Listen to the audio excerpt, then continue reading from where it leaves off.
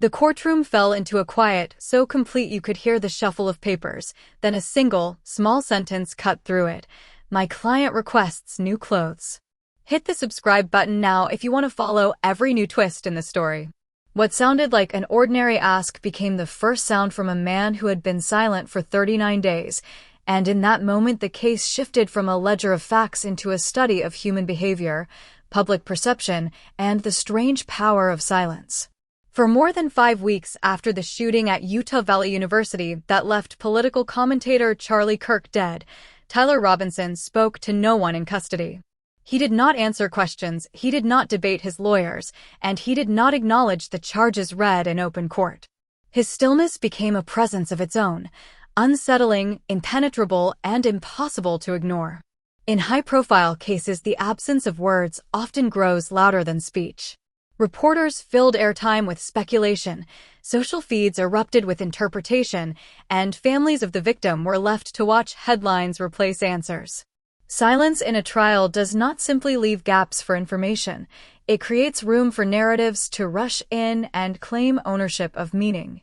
So when Robinson, who had sat mute and expressionless through hearings, watched from behind the gallery's glass as the family grieved and worn detention garments meant to keep inmates safe, finally made a request, the room took notice. It was not a confession. It was not an explanation. It was a desire to be seen differently, to shed the orange of custody and walk into the courtroom as if he were a man rather than a symbol. That request for civilian clothing set off a debate inside legal circles and across mental health communities. Was this the first sign of returning cognitive clarity, a step toward engagement with the legal process, or a tactical move driven by image management? Psychologists who watch the footage say moments like this can mean multiple things at once. A person emerging from a period of non-communication may be regaining orientation in a confusing, isolating environment. They may suddenly understand that how they appear matters for the way others think about them. That realization can be sincere, a fragile step back toward normalcy, or it can be calculated, a deliberate attempt to influence jurors, cameras, and the court of public opinion. Defense teams often request civilian dress because jurors are less likely to unconsciously equate an orange jumpsuit with guilt. The optics matter in a human brain that instinctively reads clothing as a cue to character. But in this case, the distinction that matters most is who originated the request, not the lawyers, but the defendant himself. That detail changes the story from legal mechanics to a window into his interior state. Prosecutors heard something very different. To them, a defendant who had not spoken for weeks and who then suddenly cared about appearances could not be dismissed as mentally adrift. They pointed to the digital and forensic record, which they say paints a picture of planning and deliberate steps taken before and after the event. Investigators report DNA found on the weapon, fibers and microscopic evidence tracing the rifle's path and ballistic testing that links the recovered rifle to the fatal shot. Those physical traces do not depend on mood or expression. They're the kind of objective markers that prosecutors bring forward to anchor a narrative of intent. Where silence creates speculation, physical evidence provides certainty, or at least the foundation for the state's case. But the digital trail is where motive is argued to find its home. Cyber forensics recovered fragments from an encrypted device investigators say belonged to Robinson. Among the pieces pieced back together was a message prosecutors highlighted: "I had enough of his hatred." Seen in isolation, such a sentence is chilling, a brief, raw articulation of resentment. Combined with deleted exchanges and timestamps that suggest deliberate erasure, the recovered material is offered as proof not only of anger but of planning. Erased messages and emptied contact lists, prosecutors argue, are the digital equivalents of hiding footprints, behaviors that indicate awareness of wrongdoing and a desire to obscure it. Defense counsel, unsurprisingly, responded differently. They emphasized the defendant's silence, the anti-suicide vest he wore at hearings, and the possibility of a mental health crisis that can produce withdrawal and dissociation. They framed the digital fragments as emotionally charged but not definitive, a record of a troubled young man caught in ideological anger rather than legal intent. In their telling, the request for clothes could be interpreted as a fragile return to reality, the first breath after a long immobility. That perspective asks the court to weigh not only what the evidence shows, but who the person is behind it, a complex human being in need of assessment, not merely a bundle of data points. That tension between what the body of evidence suggests and what one single human gesture might imply is the central drama of the trial. The mattress of facts is heavy: forensic matches, recovered weapon traces, and logged digital hostility. Yet the human element pulls in its own direction. A grieving family sits on the other side of the courthouse, cataloging the loss of a public figure who had been a son, a friend, and a voice to many. For them, procedural questions about court attire offer little comfort. Closure, they say, will not come from a change of clothes or a strategy. It will come from a verdict that answers the essential why and from accountability that respects the life that was taken. Investigators are not immune to the human interest in appearance. They watch for gestures that indicate consciousness and remorse, because such signs can help construct timelines and explain behavior. But they also know that people enshrouded in secrecy online often try to erase the evidence of their plans. The recovered messages and the DNA link form a narrative that, in court, may be more persuasive than any single, emotionally charged moment. Forensic science, with its micrometer tools and trace evidence, does not wait for a defendant's mood to shift before delivering testimony. It delivers facts that jurors can weigh independent of a person's demeanor. As the public watches, the case reveals something broader.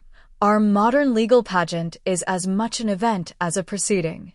Social feeds and opinion columns rush to interpret a silence, to find meaning in a vest, to debate whether a request for civilian clothing is a sign of clarity or manipulation.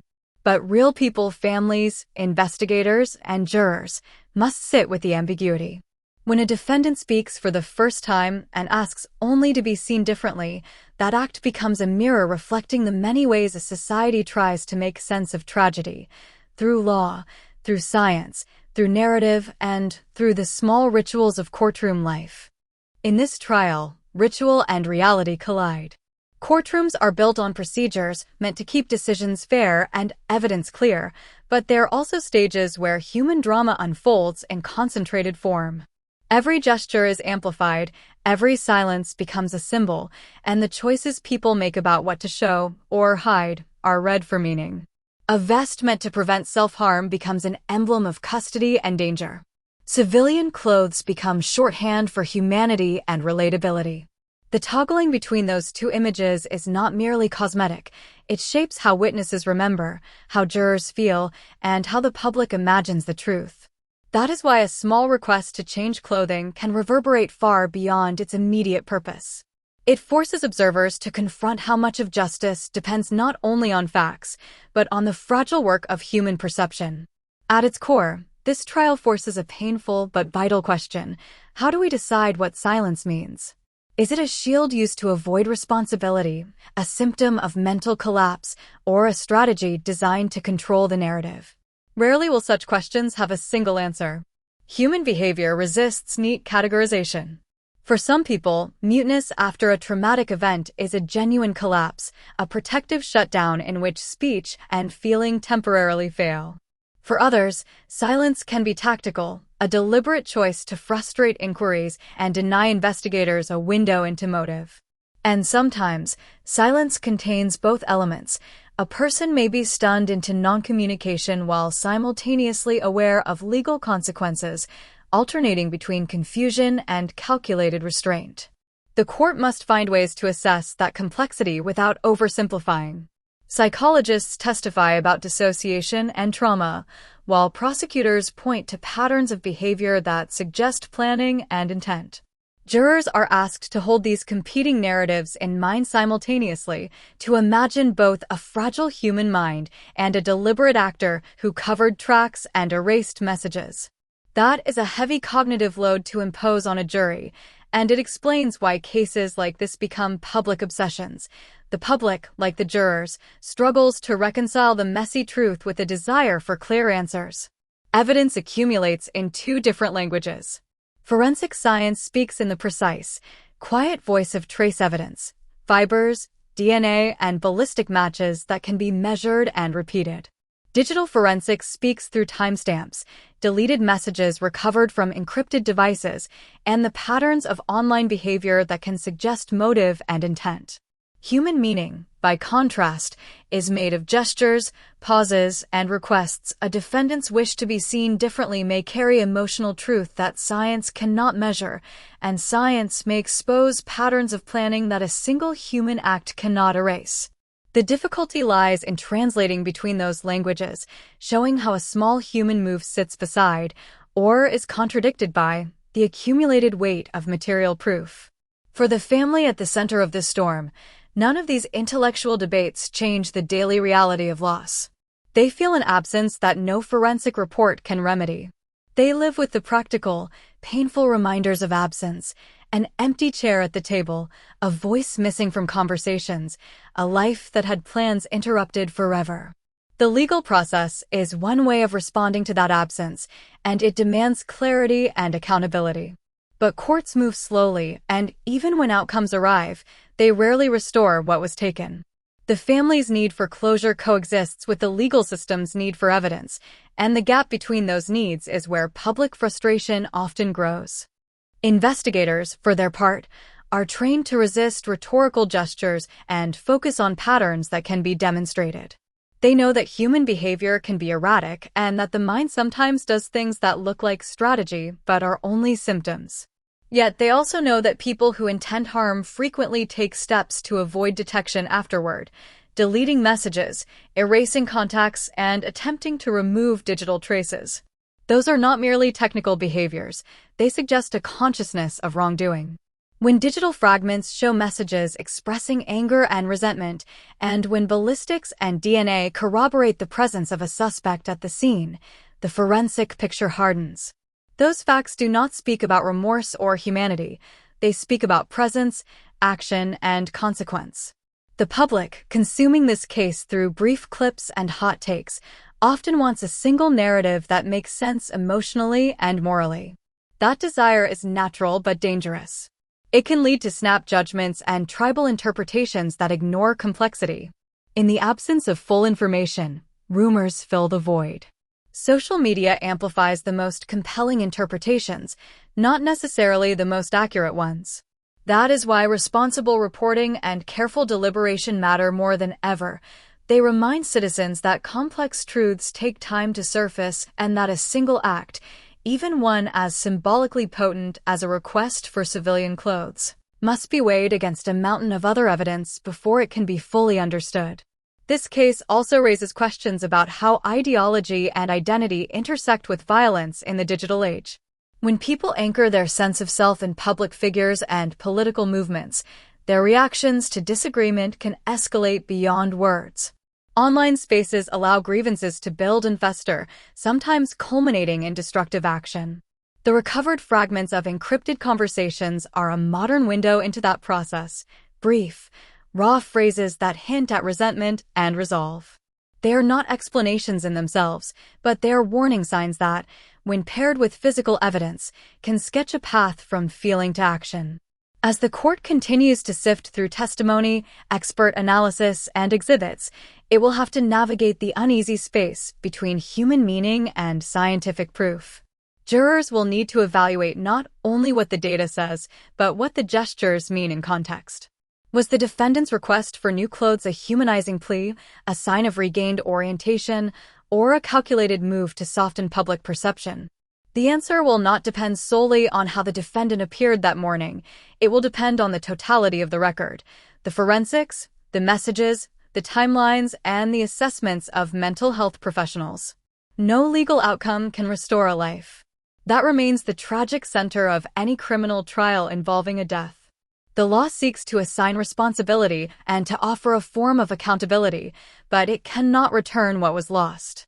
For the family grieving, the trial is part of a painful process that may bring some answers and perhaps a measure of closure, but it will never erase the fundamental absence that remains. For the public, the proceedings offer a test of institutions, whether courts, investigators, and journalists can translate complex evidence into a coherent narrative that respects both facts and human dignity. this story is not over. Every new piece of evidence will be examined, every interpretation reweighed, and every human response recontextualized. For now, one small request, new clothes, has done more than alter appearance. It has reopened questions about intent, awareness, and the way we read silence. The search for truth will continue inside courtrooms and in the court of public opinion, and the work of reconciling human meaning with scientific fact will go on long after headlines move to the next story. If you want to keep up with each development as it happens, hit the subscribe button.